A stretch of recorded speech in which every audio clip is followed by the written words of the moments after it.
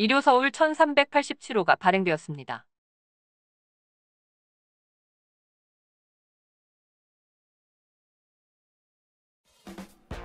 가까운 사이일수록 사랑한다, 수고했다, 미안하다, 고맙다, 괜찮다 라는 말 많이 하셔야 되는 것 아시죠? 오늘 출근하시기 전에 가족들에게 사랑한다라고 꼭 한마디 해보세요. 오늘 뉴스 시작합니다. 한국인의 정통 주간신문 이료서울 1387호가 발행됐습니다.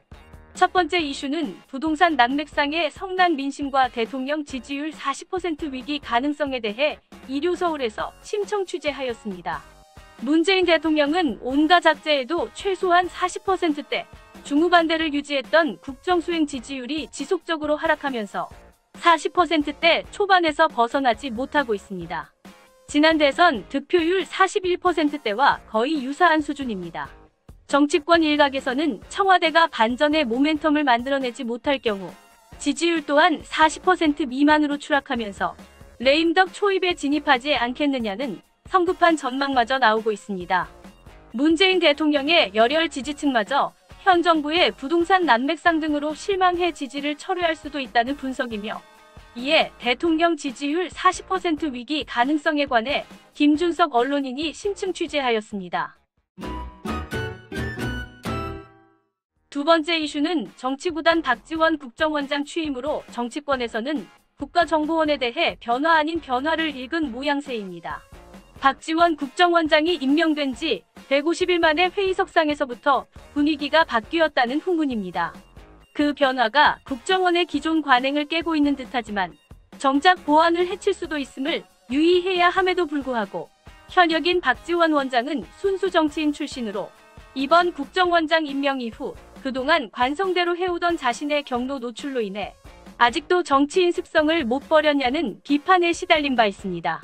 국정원장이 되어서도 자신의 종교활동 내역 등을 SNS에 공개했기 때문입니다.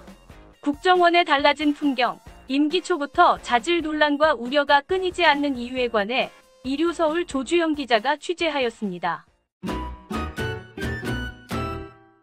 세 번째 이슈는 여성들의 로망으로 이름을 알리는 프랑스 명품 브랜드 샤넬 가격 인상설이 돌거나 세일이라도 시작되면 백화점 명품관에는 개장과 동시에 매장에 달려들어가는 오프런하기 위해 회사의 연차를 쓰고 오는 20, 30대 여성들이 적지 않습니다.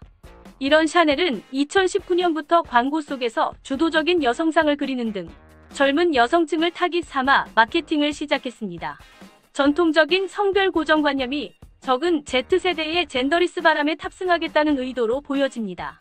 하지만 역설적이게도 여성이 주요 고객인 샤넬 한국 지사에서는 여직원들을 상대로 한 성추행과 직장 내 갑질이 깔린 현실을 마주하게 됐습니다. 이에 이료서울은 샤넬 코리아 간부의 성추행 사건을 신수정 기자가 집중 조명했습니다. 오늘 뉴스 여기까지입니다. 더 다양한 곳에 관심을 가지고 더 깊게 생각하며 더 건강한 소식으로 찾아뵙겠습니다.